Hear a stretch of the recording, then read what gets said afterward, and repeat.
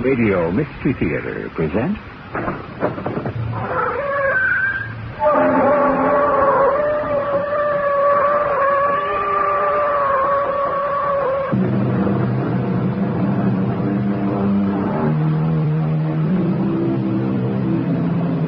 Come in. Welcome. I'm E.G. Marshall. Mystery is our middle name. And if you consult Mr. Webster's dictionary, you'll find out that his first definition of the word is something that has not been or cannot be explained. A profound secret, an enigma. That's exactly what you'll find at the heart of today's story. A profound secret, an enigma. Something that must be explained if a human life is to be saved. But there are other baffling questions to be answered along the way, such as, who is the mysterious piano player named Joaquin Fry? And why does attorney Tom Hendricks get this kind of greeting at his door when he presents an engraved invitation to one of Mr. Fry's piano recitals? Your invitation, sir? Oh, here you are. Sorry I was late. I had a little trouble finding the house. Oh, that's all right. The concert hasn't started yet. Would you please put on your mask? My what? Your mask, sir. But, I don't have a mask. Well, you better have one, buddy, or you ain't getting in here.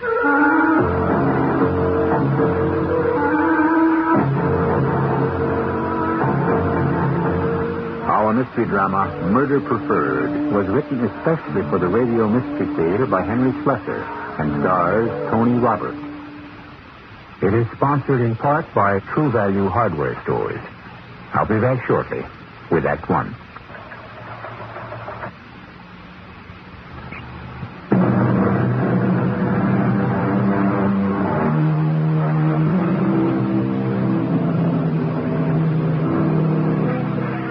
The name on his business card reads C. Thomas Hendricks, attorney at law.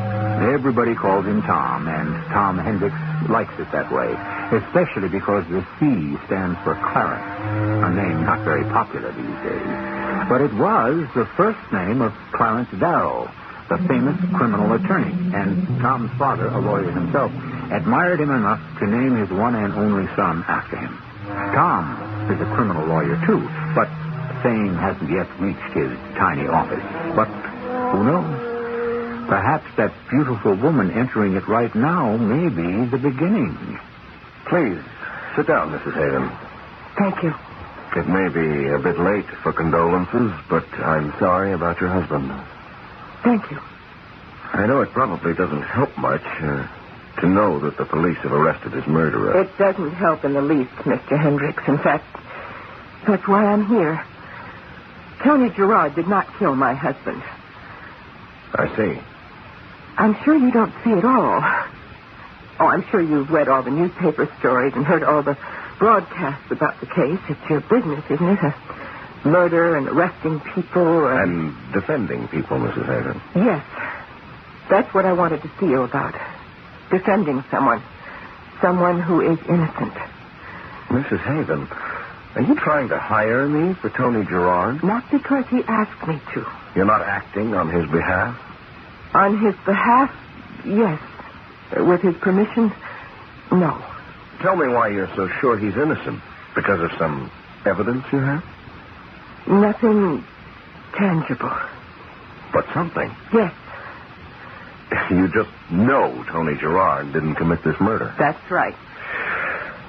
Mrs. Haven, whenever there's a serious crime like murder, someone always comes forward and swears that the accused couldn't have done it, or that he wasn't the type. But I didn't say that. You see, Tony is the type. What? Tony is a very rough young man. He has a violent temper. He was in trouble all the time when he was a boy. He has a police record. Are you looking for a cigarette? No. My pills. You have some water? Yes, right here. Go on talking. But Tony would never kill anybody. That would be against God. He had a strong religious discipline when he was young. Its effect is still there. Oh, thank you. But You admit he was violent. That might lead him to forget that discipline if he had opportunity and motive. I suppose he had that, too. He was in the house that night. Our house. The night Walter was killed. And what about motive? No ideas about that, Mrs. Hayden? Not the idea that people have. What idea is that? My father has told me about the rumors. Your father? Yes. You see, Dad is a wonderful source of gossip. He is retired. He used to be a doctor. Now he just plays golf and bridge, and he listens very well. I know people are saying that Tony and I were lovers. But it isn't true? Walter owed Tony some money. That was a problem between them, not me. Walter didn't want anybody to know that he owed anything to a man like Tony Gerard, especially because he was planning to run for the Senate. You're giving your husband a motive for murder, Mrs. Haven, not the other way around. Because there isn't any other way around. Tony didn't kill Walter, I swear it.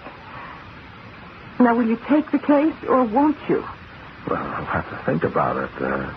For one thing, I'll have to find out if Tony Gerard wants me to handle it. I want you to. And I'll pay you, at least when the insurance payment is made. Are you sure it will be paid? Well, why not? Walter is dead. Why shouldn't the insurance company pay? That's a very good question, Mrs. Haven.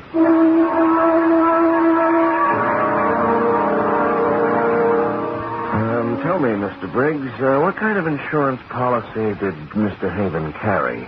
Ordinary life. And Mrs. Haven was the sole beneficiary? That's right. I understand Walter Haven wasn't exactly rolling in money. How could he afford a policy that size? It was a substantial premium, I guess, but what the heck? He only paid it for a year. And now look what he's getting for his money. You mean what his widow is getting? Well, let's put it this way. What his widow would get, unless we stop her. What? Mr. Hendricks, my company isn't going to pay that lady $500,000. Because, you see, we don't believe in rewarding murder. Are you saying you think Adrian Haven killed her husband?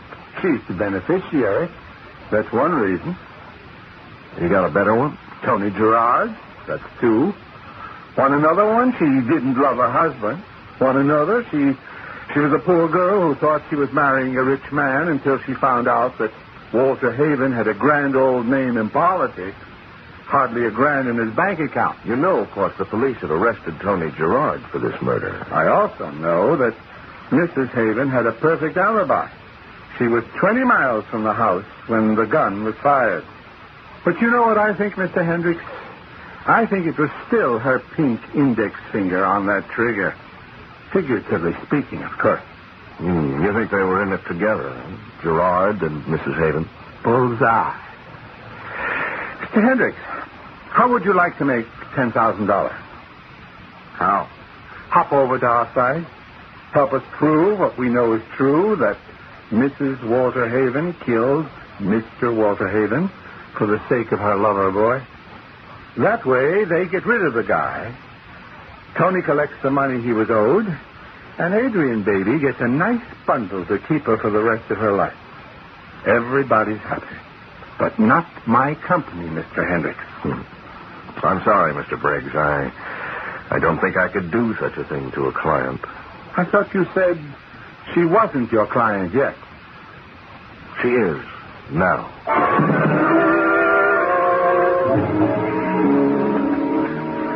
Sure you wouldn't like a little brandy with that, Mr. Hendricks? No, thank you, Dr. Sims. Shame to drink coffee without brandy. Shame to do anything without brandy. Only don't tell my daughter I said that. She thinks I drink too much of the stuff as it is. Well, you're the doctor. That's just what I tell Adrian. Oh, hello, Mr. Hendricks. Mrs. Haven. I'm sorry about coming downstairs so late. Mrs. Haven, I've decided to take your case. Oh, I'm so glad. Wait a minute. I don't think I like the way you put that, Mr. Hendricks. You mean Tony Gerard's case? Well, I'm I'm not so sure it is Tony Gerard's case anymore. Well, if you're talking about those darn rumors... Your daughter told me you were a good collector of rumors, Doctor. Then you may have heard what the district attorney is considering. Not just a murder charge against Tony Gerard, but a charge of conspiracy to murder against your daughter. But they can't. It isn't true. What? That would be terrible, Adrian. If the case against Gerard is as solid as it appears, he won't have a chance. His muddy footprints are all over that room. His fingerprints are on the door that leads to the garden. There was no weapon found, but the police believe he simply discarded Well, it. that still doesn't mean my daughter is involved. But if the DA can prove that they were lovers, if not now, then in the past... Please stop this. I don't want to hear any more. Mrs. Haven, I can't defend Gerard because I don't think I can win. But if you want to retain me... Mr. Hendricks, what I want you to do is to hear the whole truth. Adrian, now, wait a minute. No, Dad. I have to tell him. Things are getting out of hand. Mr. Hendricks, the reason I know that Tony didn't kill my husband is because Walter killed himself. I'm sorry, I can't accept that. But it's true. There wasn't a single bit of evidence pointing to suicide. No note, no weapon.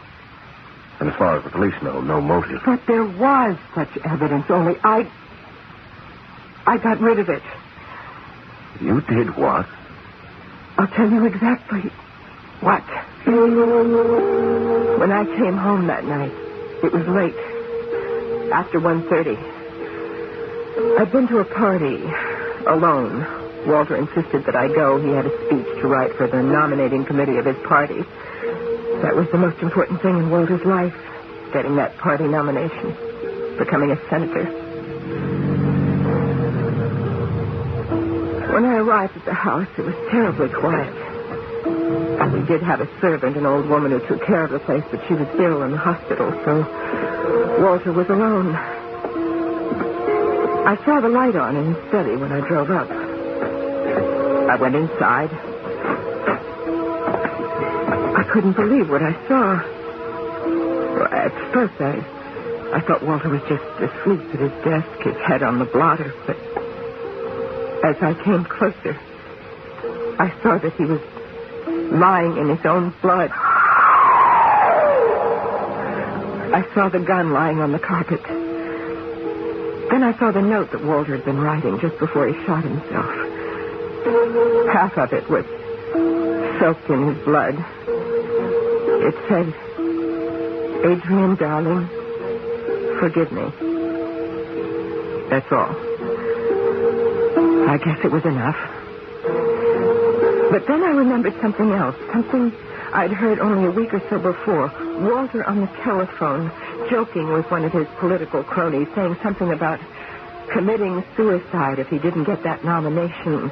Only he couldn't do that, he said, because it would make his insurance policy void. And then I realized that's exactly what was going to happen. Walter's suicide wouldn't just cost me a husband.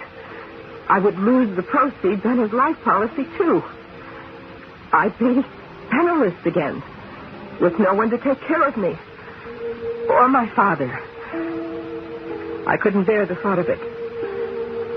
I picked up the suicide note and threw it in the fire. And then I took the gun and got rid of it. Good Lord, Mrs. Haven. Are you saying that you preferred people to think it was murder? It was the only way I could get that money. I was just being practical. Why shouldn't I think of myself? Walter wasn't thinking of me when he pulled the trigger. Yes, but what was he thinking about? Why did he pull that trigger? I don't know. Did he know about you and Tony? There was nothing between us. There hadn't been for years and years, and Walter knew all about that. Mrs. Haven, you're telling me that your husband was a happy man. But he was. He was the happiest man you could ever want to meet. Oh, nonsense. He was psychotic or something. You can't ever know about people. I can tell you that. I'm a doctor. Or used to be, anyway. Sorry, Dr. Simmons. But let's face it. Why would a happy man kill himself? It's a good question, and it deserves a good answer. Why would somebody with a beautiful wife and a brilliant future decide to put a bullet through his head? Was Walter Haven nourishing a secret so dark and terrible that the only solution for him was oblivion? How will you learn a dead man's secrets? We'll find out how Tom Hendricks tries to do exactly that when we return with Act Two.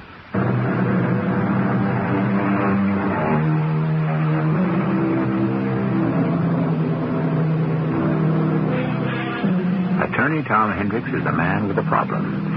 His client, Adrian Haven, has told him a story that no one could possibly believe. She has described a suicide note that has become nothing but ashes. She has described a gun that lies at the bottom of a river. She has claimed that her husband, Walter Haven, had killed himself, despite the fact that he had everything to live for.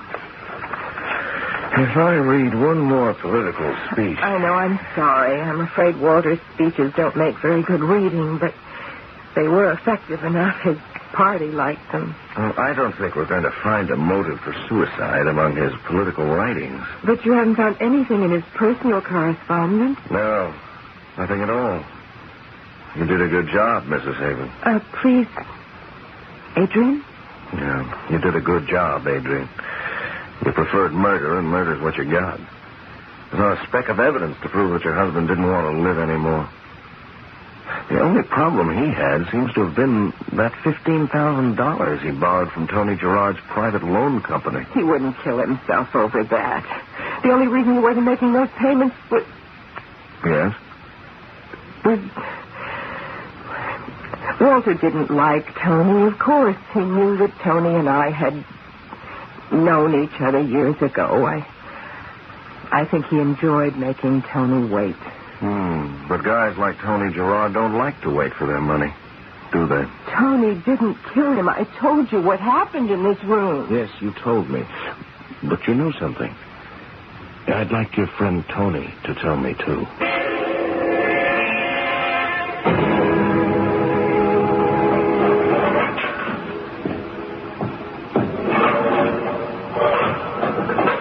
Yeah, I know you are. You're a lawyer. That's right. I thought we should get together, Mr. Gerard. Why? You're not my lawyer, you're hers. Yes, Mrs. Haven is my client. I thought you might be interested in helping her out. I'm the one that's sitting in jail. I'm sure you know that the district attorney is considering a conspiracy charge against Mrs. Haven. So it might not be too long before she's in jail, too. Come on, that's crazy. Adrian couldn't have killed that creep. She was at a party, 20 miles from the house. Look, I know she didn't do it. When I said conspiracy, Mr. Gerard, meaning that you and she were in this together. Well, that's even crazier. Me and Adrian haven't been together in any way for 5 years. Why don't you talk to me? Okay. No. What do you want to know?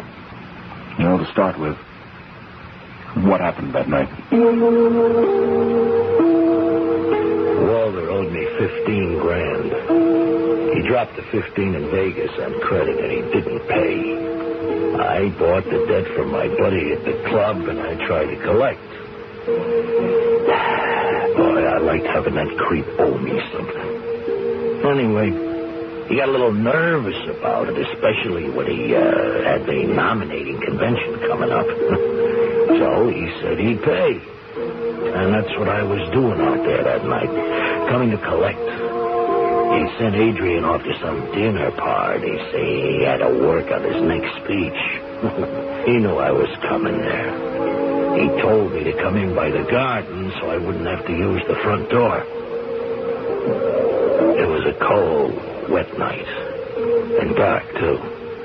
I couldn't find the stone path to the doors right away, so my shoes got all muddy. But I didn't care if I messed up his fancy carpet. I saw a light on. I pushed open the doors.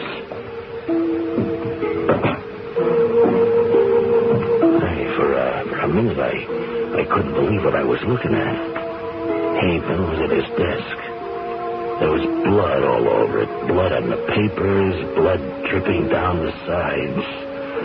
There wasn't much left of his head. I knew it was a bullet that did it. I felt sick when I saw him, but I walked up to the desk and I saw the gun lying there, and I knew that he must have shot himself. And you know what I thought? That the guy had waited for me. That he had planned to kill himself that night and figured I might be blamed. I thought any minute the cops would bust into the place and arrest me. Only I wasn't going to wait for that to happen. Oh, no, thanks. I turned around and got out of there just as fast as I could. And that's all. That's all. Understand? Mr. Gerard, did you see the suicide note? No. You do know that Adrian says her husband left a note. Well, if she says it, it's true. And you actually saw the gun. The one she says she threw in the river. Oh, it was there, all right. But you realize how it looks, don't you? It looks like murder because that's the way she wanted it to look. It was suicide. He knocked himself off. Why? How should I know? Because somebody's got to know. You can't think of any reason in the world why Walter Haven might have been unhappy? Are you kidding? He had Adrian, didn't he?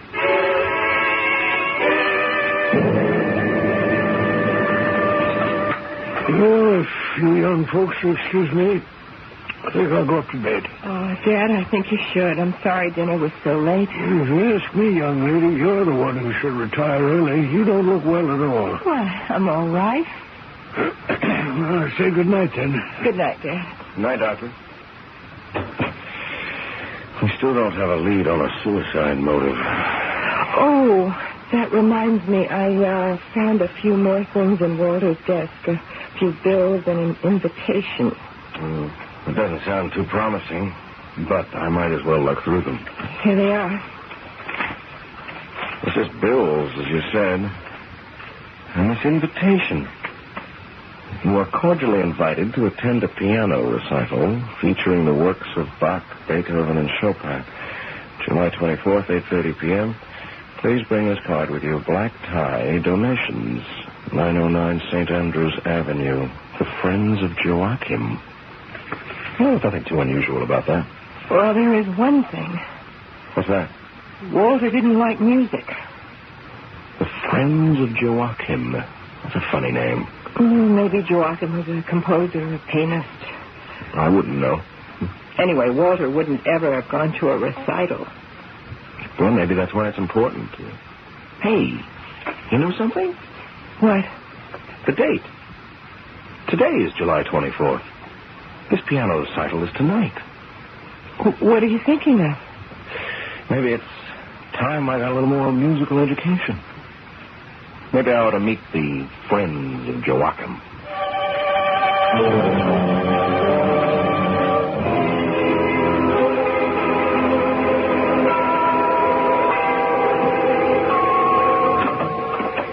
Good evening, sir. Good evening. This is the residence of the Friends of Joachim? This is Mr. Joachim Fry's residence. Please come in. Thank you. Your invitation, sir? Here you are. Sorry I was late. Had a little trouble finding the house. That's all right, sir. The concert hasn't started yet. Would you please put your mask on? My what? Your mask, sir. But I don't have a mask. Well, you better have, buddy, or you ain't getting in here. Oh, I'm sorry. I didn't know this was a costume party. You mean Mr. Fry didn't tell you? No, he didn't. That's funny. Well, okay, buddy. I think I got one here. Yeah, here it is. All right, put it on. Then go inside and sit down.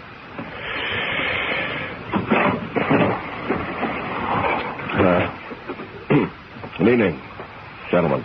It's quiet in here, isn't it? Oh, excuse me. Is this seat taken? Yeah. Thank you. Do you Do you come here often? How do I know? But It's not too big a crowd, is it? And I suppose there are more than half a dozen of us here. Did Mr. Fry tell you to bring your mask? of course. What's the idea, anyway? I mean, I feel a little foolish sitting around with a bunch of masked men. Ladies and gentlemen, good evening. Who's that? Joachim. You mean you don't know? Welcome, friends of Joachim. Thank you for your attendance this evening. I've planned a very special program tonight. My first offering this evening is a familiar group of preludes and fugues called The Well-Tempered Clavier by Johann Sebastian Bach.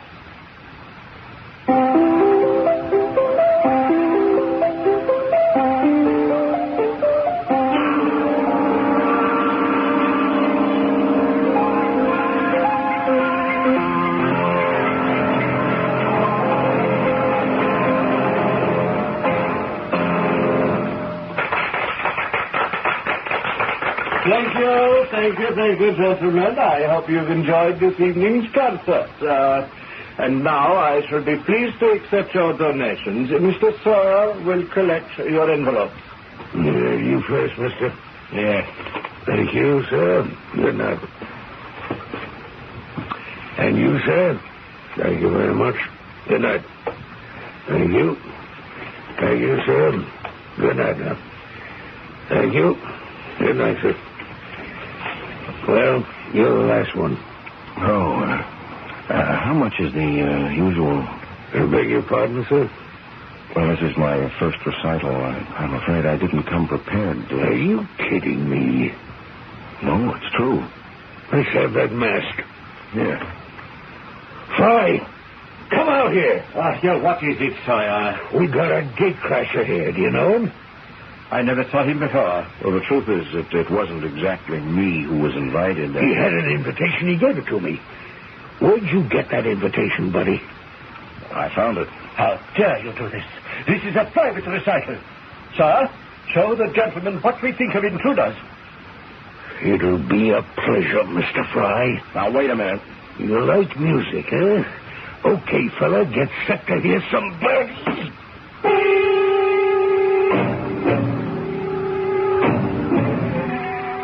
Much as we deplore violence, I'm sorry to say C. Thomas Hendricks has just become the victim of it. What's even worse, Tom Hendricks has taken this punishment without coming much closer to the solution to his problem. What connection is there between the suicide of Walter Haven and a piano recital attended only by men wearing masks? Perhaps when Tom recovers consciousness, he'll be able to make that connection. We'll find out when we return with Act 3.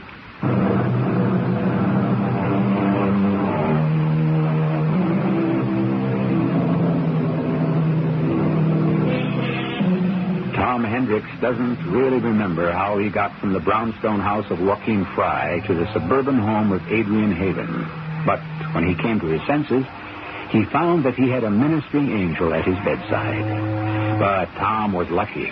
It was only his cheek, his nose, and his ego that were bruised. And when he was well enough to think, he found that his aching head was still clear enough to make some interesting assumptions. It has to be the answer. Everything points to it. Don't you see? No, I don't. All I see is black and blue.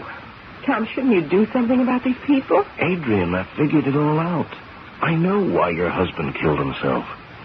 You do? Well, almost. You see, I know what was going on at that so-called recital. What? Well, it wasn't for the sake of the music, I can tell you that.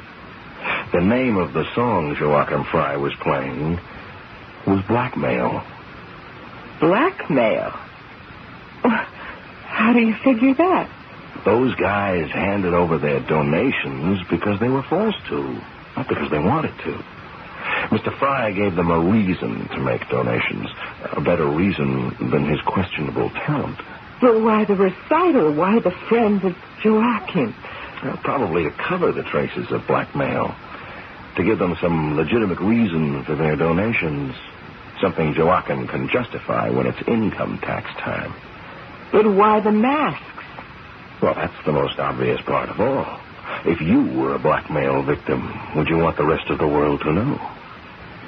No, of course not. Therefore, the only way Fry could bring his victims together in one place was to require them to wear masks. So there was no chance of recognizing each other. Tom, what you're saying is that Walter may have been blackmailed. That's what I think, Adrian. Your husband was also a friend of Joachim. But why? I'm afraid I still don't know. But maybe I can find out. Tom, you wouldn't go back to that place, would you? I have to go back. I'll never find out what we have to know. But what makes you think they'll tell you anything? I'll just have to be very convincing, won't I?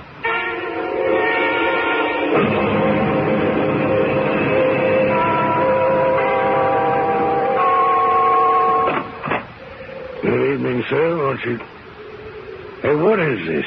Are you back again? Yeah, that's right, Mr. Sawyer. Maybe you didn't get the message the last time. You're right. I didn't have the whole message, but I know a lot more now than I did then.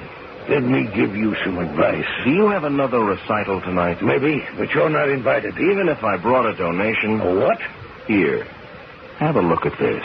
What is it? Hey, what's this all about? It's all about you, Mr. Sawyer. It's your rap sheet. A friend of mine at police headquarters was good enough to give me a copy of it.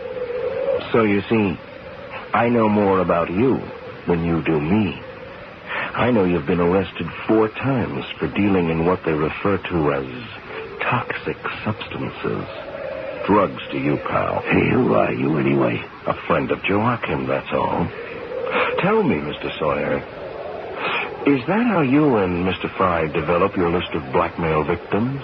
Through their drug purchases? I think you better talk to Mr. Fry about this. I was hoping you'd say that. In here.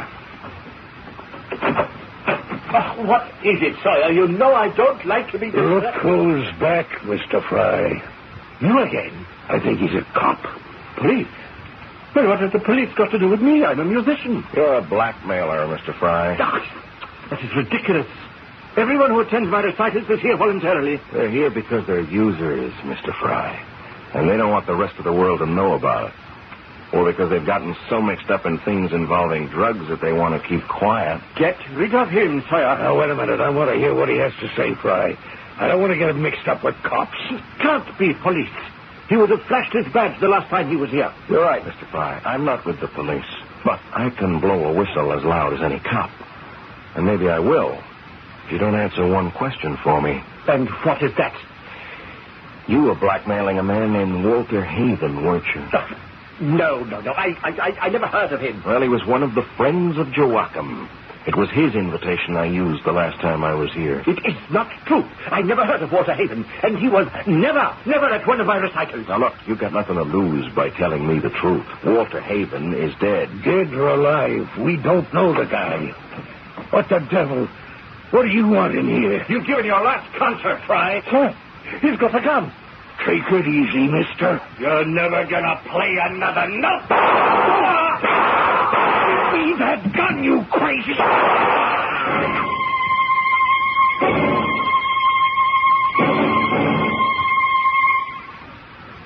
Then they're dead?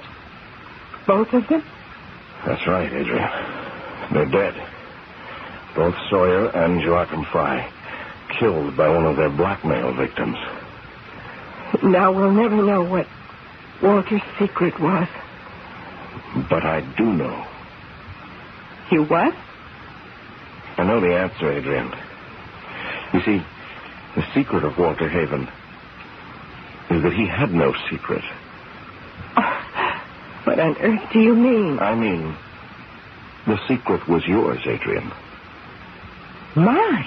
I thought it was him at first. That he was a user of the stuff, or had been once, and that would have killed his chances in politics. But it's you, Adrian. How can you even think that? I began to remember things about you. Your sudden illnesses, your reliance on pills, the long-sleeved dresses you always wear. Really, Tom? Can you honestly tell me that there aren't puncture marks on your body? As a matter of fact, there are. You can ask Father. I need vitamin injections all the time. Those funny little B vitamins and iron and liver and all that. I may be a human pincushion, but I'm not one of those... What's that awful word? Junkies? Yes, it wasn't easy to apply the word to you, Adrian. You hired me.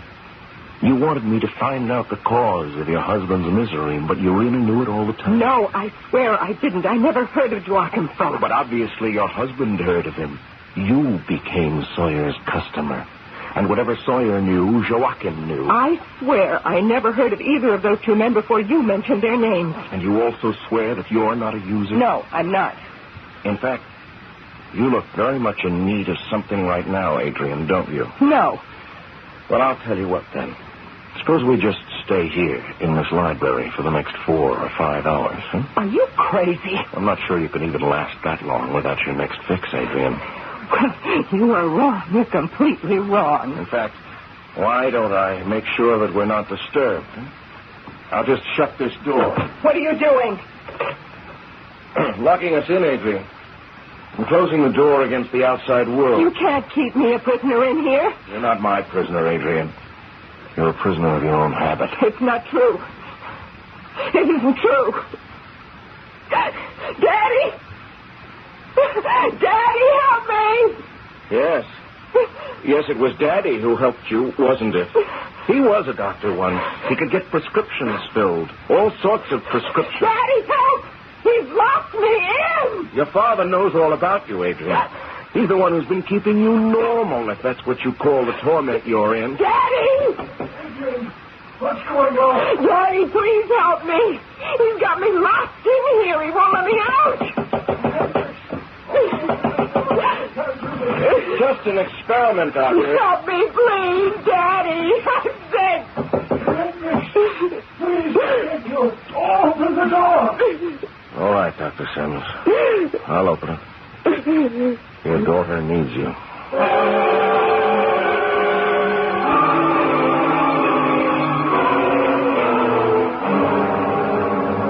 Please try to understand. I love my daughter. She's all I've got in the world. When she left home 5 years ago, it was as if the sun went down and the stars never came out. And when she came back home, Dr. Sims, she was an addict, wasn't she? Yes. Can you imagine what I felt? I was a doctor, and I knew what addiction meant, what an addict's life could become. Didn't you try to cure her? Oh, I tried. She was hard to handle. She didn't want cures. She wanted peace. I couldn't bear her anguish. So you supplied her? Yes. At the time, drugs were easy for me to obtain. She didn't have to consort with criminals to get what she needed. But later, after I lost my practice...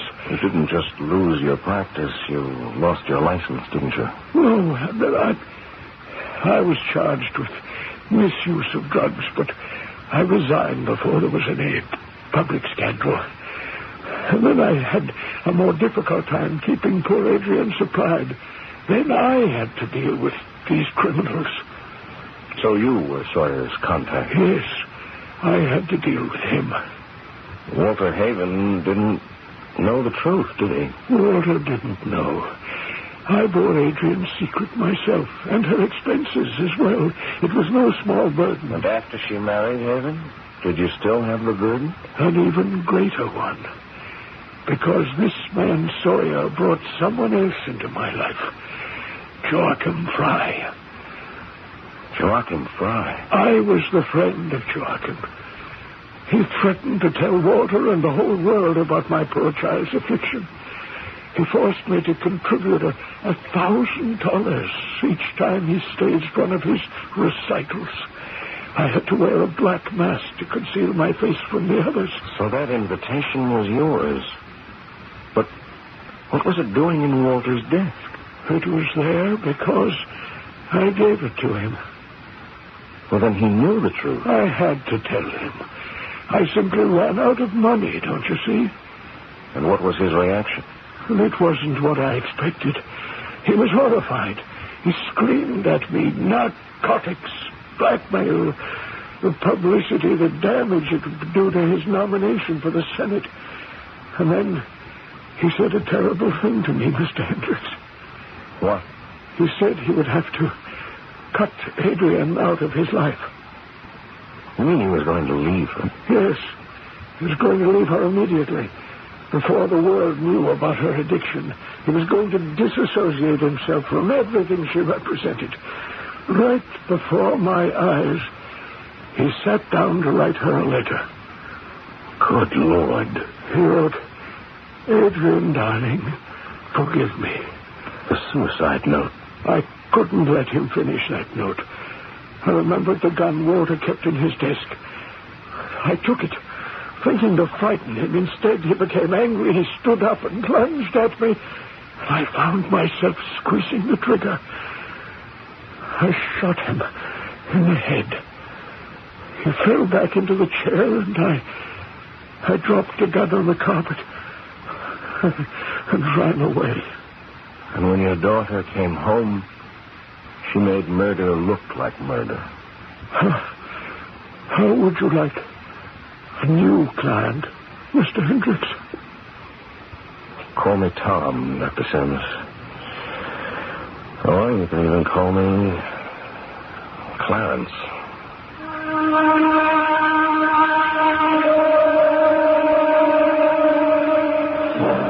So, Clarence Thomas Hendricks has a new client. And even if the defense of Dr. Sims doesn't make him as famous as Clarence Darrow, he still had the satisfaction of knowing that an innocent man has been set free. But what happened to Adrian Haven's father at the trial? Well, we'll be back to tell you what the verdict was shortly.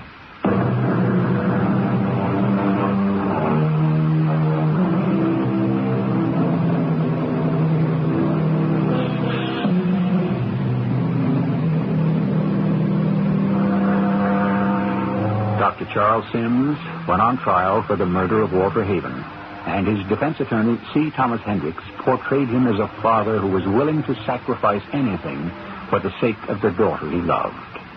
This sentiment wasn't lost on the jury, but they still returned a verdict of guilty of murder in the second degree. And Dr. Sims is dispensing his medical advice in the prison infirmary. Well, you can't win them all, Clarence.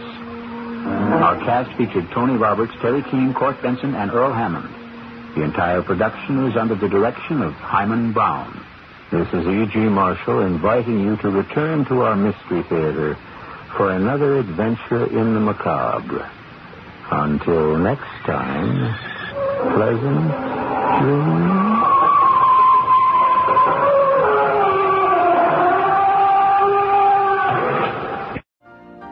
You've been listening to the OTR Gold Network. Find more classic radio at otrgold.com.